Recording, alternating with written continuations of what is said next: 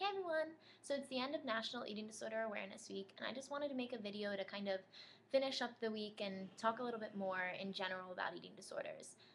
So that if you have one, if you know somebody who has one, or you just want to learn a little bit more about the disorder, um, you can kind of feel that and break the stigma with eating disorders.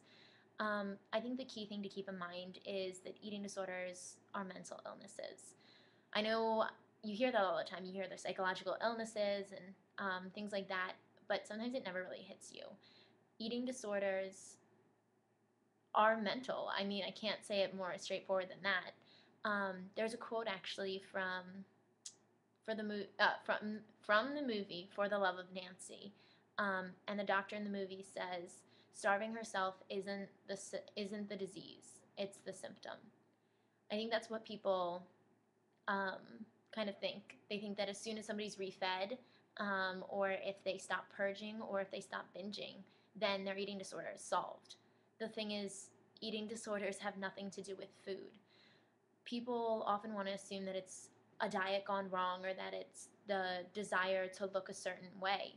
But the thing about eating disorders is that it's a coping skill. It's the way that you learn to deal with your surroundings and deal with the stress, the feeling of losing control, maybe traumas, abuses, or other co-occurring illnesses. Eating disorders seize every part of your life. They slowly take over everything, beginning with your mind, which is why you can't determine the severity of someone's eating disorder based on their weight, because the illness isn't about the number on the scale or the food that they eat or don't eat. The eating disorder is the mental thoughts, the feeling that they have to control their life through food. And I think that's something that we're definitely called to look at and to see that if somebody's weight restored or if somebody is eating a healthy diet, that doesn't necessarily mean that they are fully recovered. Recovery comes when in your mind you're not suffering anymore. You don't go through a day wishing that you would die or wishing that you would faint or wishing that you didn't have this illness anymore. It's when you go through a day and you realize, wow, I didn't even think about my eating disorder at all. If something bad happened, it wasn't my first thought. It didn't even cross my mind. And when you can look at life like that and see that when something happens, you don't instantly want to binge or restrict, that is like an awesome sign to say that you're on the way to recovery. I know people think that it's really hard to recover, and it's true. A lot of people with eating disorders do not get the help they need because insurance companies are putting their fists down and saying you need to reach a certain level of sickness in order to go inpatient or get the help that you need. But I just want to remind you all that you are worthy of receiving recovery. Ed tells us all the time that we're not special. We don't feel that way. We feel terrible about ourselves. And so I think that we're kind of called to question, like, what makes us so special that we can't recover?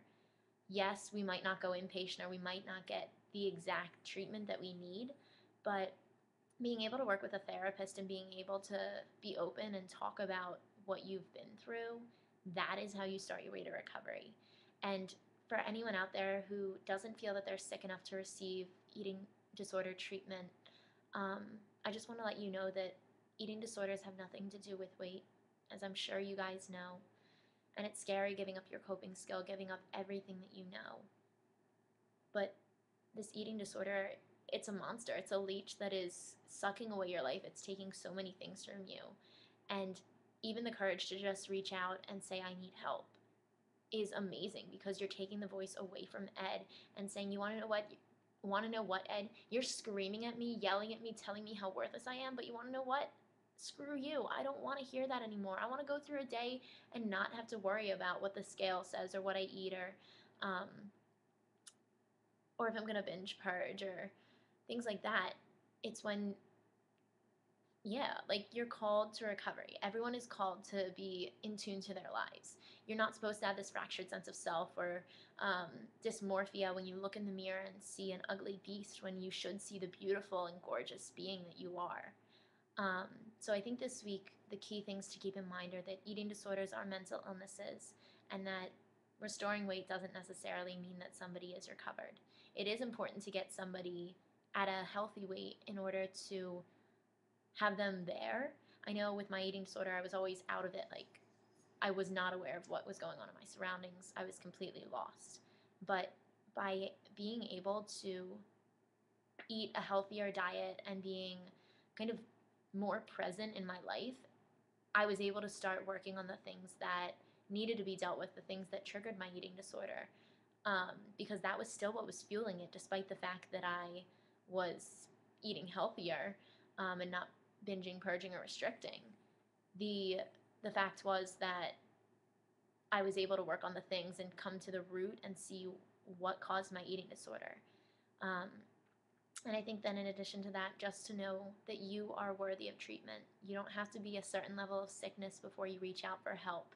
You, if you are suffering in any way, if your life is at all hindered by an eating disorder, that is a sign enough to get help. Because the further that you go into the eating disorder, the more it takes from you. The more it steals your friends, your family, relationships. It steals your life. It steals your time. It steals everything. And I think that this week we're called to break the stigma, to say that it's okay to not be okay. It's okay to freak out and have eating disordered thoughts. But what isn't okay is to continue in those symptoms, to continue living in your eating disordered mind, which is why we're called to recovery. We're called to live a life connected to ourselves where we can actually be happy and not have to suffer with the pain that Ed puts us through. So I hope that all of you guys had an awesome National Eating Disorder Awareness Week. And if you guys did anything that you want to let me know, post it in the comments below. I would love to hear. But I hope all of you are well, and I will talk to you guys soon. Ciao.